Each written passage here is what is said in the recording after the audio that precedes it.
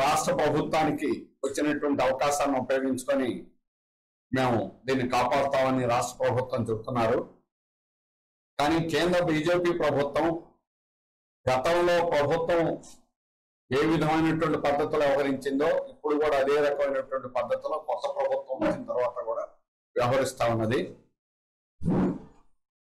Visakha steel plant ఆస్తులు, అది Hyderabad market yard కానీ, చెన్నై మార్కెటింగ్ యార్డులు కానీ, అట్లాగే ఇతర ఆస్తులు కానీ, ఆస్తులు అమ్మి స్టీల్ ప్లాంట్ ని కాపాడుతాం అనేటువంటి వంకతో, కానీ దేశంలో ఇంతవరకు ఇప్పుడు కూడా ఏ పరిశ్రమలో కూడా ఆస్తులు అమ్మకం ప్రారంభించిన తర్వాత అది చివరిదాకా ఆస్తులు అమ్మడమే తప్ప దాన్ని కాపాడిన సందర్భం లేదు, గత ప్రభుత్వం కానీ ఈ ప్రభుత్వం కానీ. అందుకని ఆస్తులు అమ్మడం ముందు ఆపండి, స్టీల్ ప్లాంట్ వ్యతిరేక చర్యల్ని ముందు ఆపండి.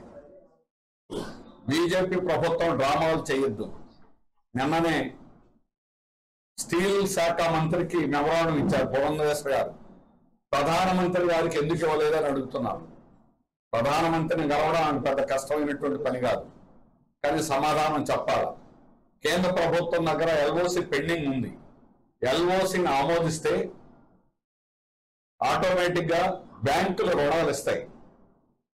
బ్యాంకులు రుణాలు ఇవ్వలేదని పేరు చెప్పి, అలాగే ముడిసరుకి కొనుక్కోవడానికి నిర్వహణ వ్యయం లేదని వంక చెప్పి ఈరోజు జిందాల్తో తప్పుడు ఒప్పందం చేశారు.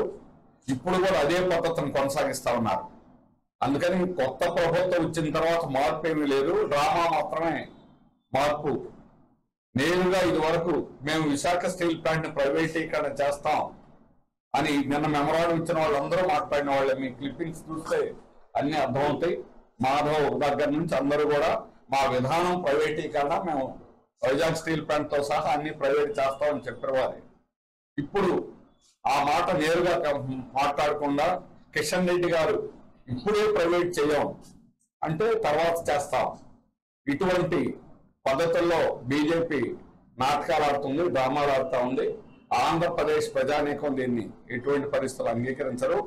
కాబట్టి కేంద్ర ప్రభుత్వం మీ వైఖరి మార్చుకొని విశాఖ స్టీల్ ప్లాంట్ రక్షణ కోసం మీరేమి అదనంగా సెయిల్లో కలపడం, విలీనం చేయడాన్ని ఎవరో అడ్డుకోవడం, మీరు అంటే విలీనం చేయండి. విలీనం చేయడానికి ఎటువంటి చర్యలు తీసుకోవాలో బోర్డు ఆమోదించాలి. అది 24 గంటల్లో బోర్డు మీటింగ్ జరపచ్చు.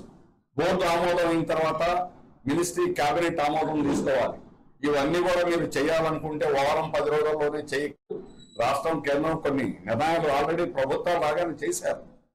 ఇంత అత్యంత ప్రయారిటీగా ఉండి తేలిగ్గా చేయగలిగినటువంటిది మీరు అదనంగా డబ్బులేం పెట్టక్కర్లా.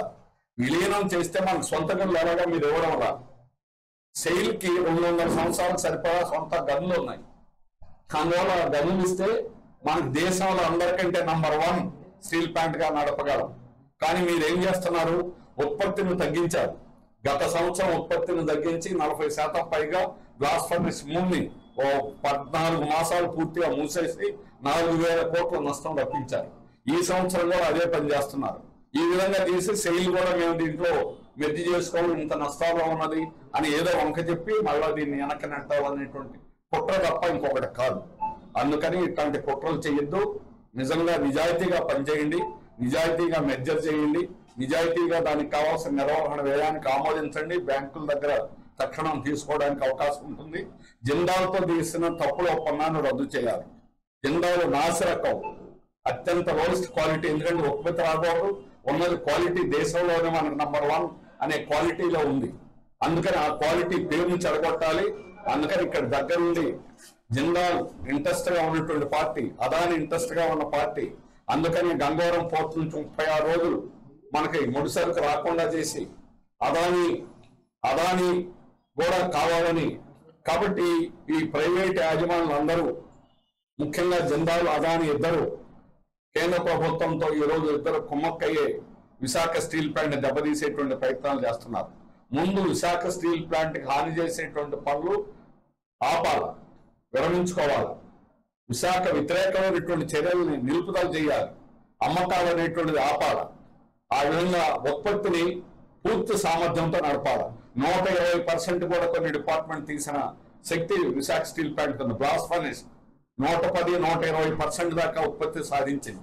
కానీ ఈ రోజు కావాలని మీరు మూసేసి ఒక ఫర్నేస్ ఇప్పుడు